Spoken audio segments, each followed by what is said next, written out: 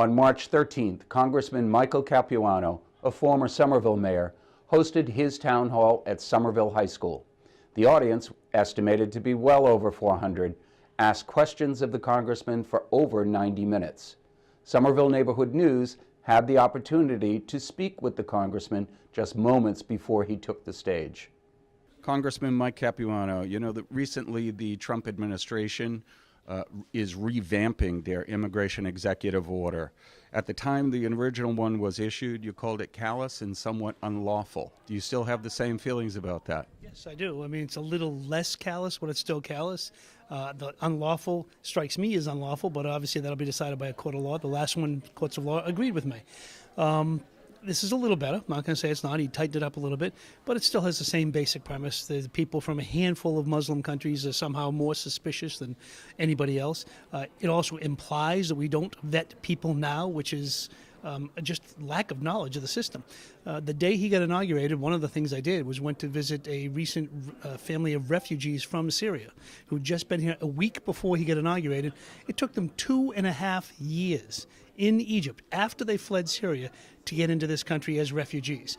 I think that's plenty of time to do all the vetting we need to do. Now, if the president or anybody else has specific proposals on what he wants to, tighten up, fine, let's say what they are, and maybe I'd agree, maybe I wouldn't. But there's no indication whatsoever that our current process is not sufficient to do all the vetting we need. There are approximately 6 to 8 attorneys general across the country that are going to challenge that bill. What do you hope for an outcome on that? I hope they win. I hope they win. I hope they have to go back to the drawing board again. I don't expect President Trump and his administration to stop, but maybe they'll eventually get to something that's even less terrible than the bill that they started out with. His current romp through the woods is called Repeal and Replace Obamacare, or the Affordable Care Act. The CBO is saying within 5 years there'll be about 24 million people without health care. In Massachusetts, some people are thinking they may be able to fall back on or original Romney care. Your thoughts on it? The CBO, I only read it briefly. It's a 37-page report. I just started reading it. Came out late this afternoon. They said 14 million next year, and then grows to 24 million over 10 years. There is nothing to fall back on. The Massachusetts experiment was just that. It was funded by a massive influx of federal dollars into Massachusetts to allow an experiment, which we did, which worked, and there was pretty much, not exactly, but closely adopted by the federal government. It does cost more money to insure millions of people. Right now in Massachusetts, there's about, I've been told, 1.9 million people on the healthcare system. They are in jeopardy. I'm not going to pretend they're not. I hope it doesn't happen. Maybe not every one of them. They're not all going to get knocked off. But there will be more people without health insurance if this bill passes in Massachusetts, and it will hurt. Not just that. It will also seriously damage our healthcare system. We have a very good healthcare system here. We have a lot of people that were hired after the ACA was adopted. Many of them, their jobs will be in jeopardy. Nurses and technicians and even doctors. So that it will have a significant impact on Massachusetts if it happens.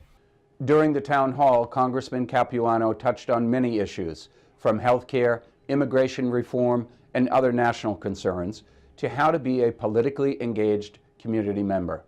Much of the discussion, however, was focused on how to move the Democratic Party forward. The Democrats have to do a bunch of things. Number one, get a little bit more realistic in politics.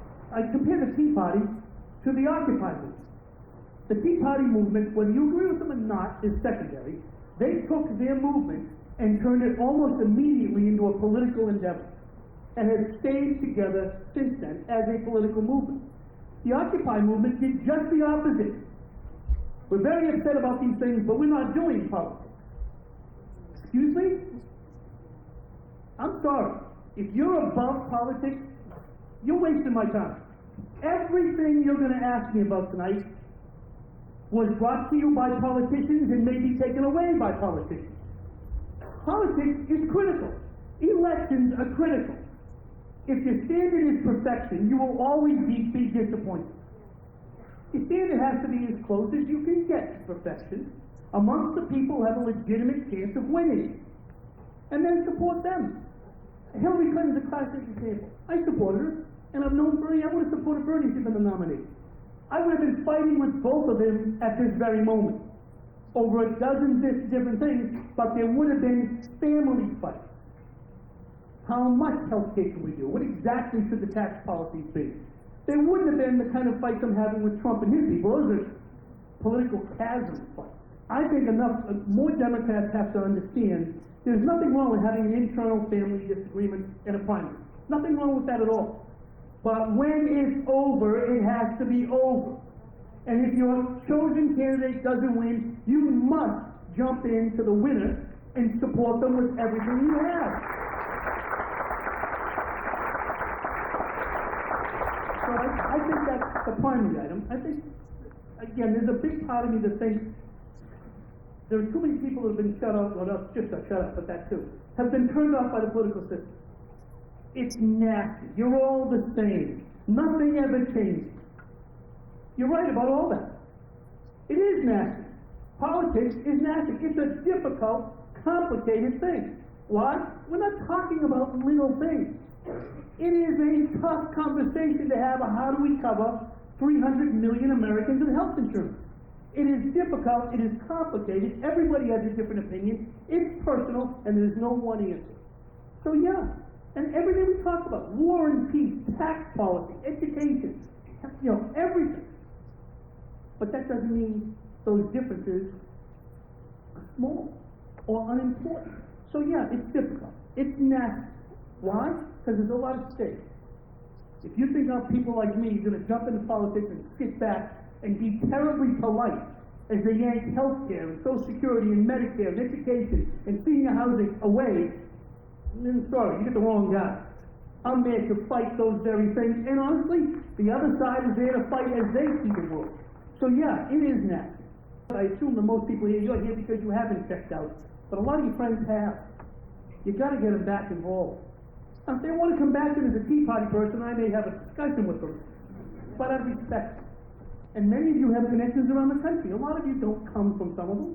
You come from around the country. That's the beauty of Massachusetts and Somerville. We have people from everywhere. Reconnect with your friends in Pennsylvania, and Virginia, and North Carolina, and have those discussions. Never back off.